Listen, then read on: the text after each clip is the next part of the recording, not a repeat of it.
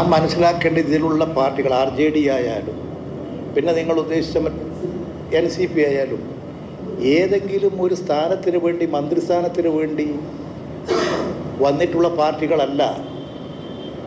ശരിയായ രാഷ്ട്രീയ കാഴ്ചപ്പാടിൻ്റെ അടിസ്ഥാനത്തിൽ ഒരു മുന്നണിയുടെ ഭാഗമായി തീർന്നിട്ടുള്ളതാണ് ഇടതുപക്ഷ മുന്നണിയുടെ എല്ലാ ഘടക പാർട്ടികളും.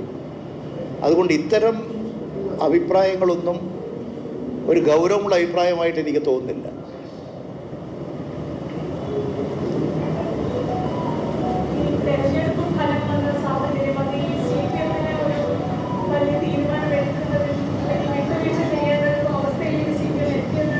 CPM ഇന്നത്തെ കേരളത്തിലെ ലോക്സഭാ തെരഞ്ഞെടുപ്പിൻ്റെ പശ്ചാത്തലത്തിലെടുത്ത തീരുമാനമൊന്നുമല്ല.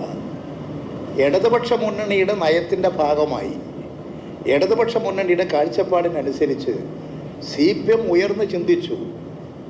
ആ ചിന്തയുടെ ഫലമാണ് ഇത്തരമൊരു തീരുമാനം.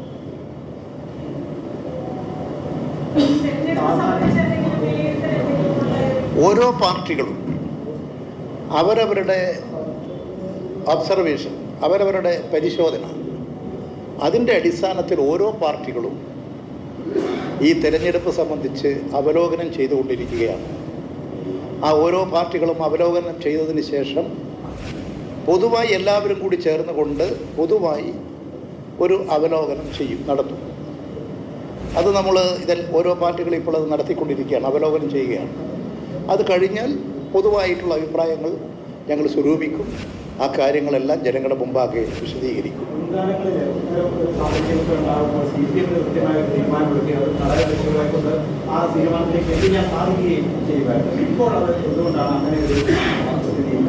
ഞങ്ങൾ ഒരിക്കലും ഒരു ഘടക പാർട്ടിയുടെ മേലെയും ഞങ്ങളുടെ തീരുമാനം അടിച്ചേൽപ്പിക്കാൻ ശ്രമിച്ചിട്ടില്ല.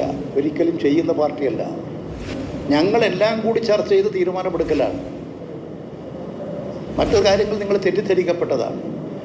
ഇടതുപക്ഷ മുന്നണി ഒരു തീരുമാനമെടുത്ത് ഉടനടി അത് മറ്റ് ചെറിയ പാർട്ടികളെ മേലെ അടിച്ചേൽപ്പിക്കുക, അത് ഇടതുപക്ഷ ജനാധിപത്യ മുന്നണിയുടെ ശൈലിയല്ല, മറ്റ് ചില മുന്നണികളുടെ ശൈലിയായിരിക്കും.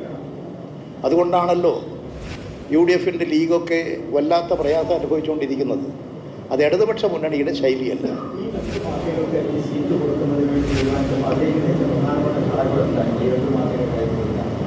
അല്ല, ഈ രണ്ട് പാർട്ടികൾ മാത്രമല്ല, മറ്റ് മുന്നണികളിലെ പാർട്ടികളുണ്ട്.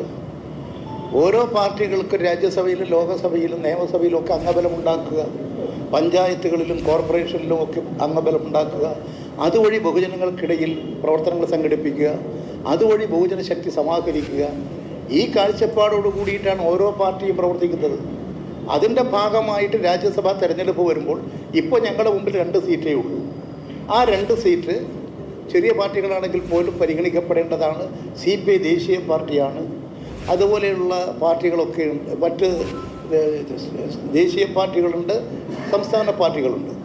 അങ്ങനെ ചെറിയ പാർട്ടിയോ വലിയ പാർട്ടിയോ ഒന്നും നോക്കാതെ പൊതുവായൊരു കാഴ്ചപ്പാടിൻ്റെ അടിസ്ഥാനത്തിൽ പരിഗണിക്കപ്പെടുകയാണ് ചെയ്തിട്ടുള്ളത്. കേരള കോൺഗ്രസ് ഇവിടെയുള്ള നല്ലൊരു ജനാധിപത്യ പാർട്ടിയാണ്. അവർ നല്ല നിലപാട് സ്വീകരിച്ച് പ്രവർത്തിച്ചുകൊണ്ടിരിക്കുകയാണ്. അവർ മുന്നണിയുടെ ഒരു കരുത്തും ശക്തിയുമാണ്. അവർ മധ്യ കേരളത്തിൽ ജനങ്ങൾക്കിടയിൽ നല്ല സ്വാധീനമുള്ളൊരു കക്ഷിയാണ്. അങ്ങനെയുള്ളൊരു കക്ഷി ന്യായമായും ഞങ്ങളെല്ലാം ചർച്ച ചെയ്തപ്പോൾ അവർക്ക് ഒരു സീറ്റ് നൽകേണ്ടതാണ് എന്ന് എല്ലാവരും അഭിപ്രായപ്പെടുന്നു. അവർക്ക് കൊടുക്കുന്നു. ആയില്ലേ? ഇനി എന്തെങ്കിലും ഉണ്ടെങ്കിൽ അപ്പോൾ കണ്ടാൽ ശരി, കാണാം. ഇടതുമുന്നണി യോഗ തീരുമാനം വിശദീകരിക്കുകയായിരുന്നു EP ജയരാജൻ. വളരെ പ്രധാനപ്പെട്ട തീരുമാനമാണ് CPMൻ്റെ ഭാഗത്ത് നിന്ന് മുന്നണി യോഗത്തിലൂടെ ഉണ്ടായിരിക്കുന്നത്. ഘടകകക്ഷികൾക്ക് മുന്നിൽ മുട്ടുമുടക്കുകയാണ് CPM. രാജ്യസഭാ സീറ്റുമായി ബന്ധപ്പെട്ട ഘടകകക്ഷികളുടെ സമ്മർദ്ദത്തിന് CPM വഴങ്ങി. കേരള കോൺഗ്രസ് എമ്മിനും CPIക്കും ഓരോ രാജ്യസഭാ സീറ്റ് നൽകാനുള്ള തീരുമാനമാണ് ഇപ്പോൾ ഉണ്ടായിരിക്കുന്നത്.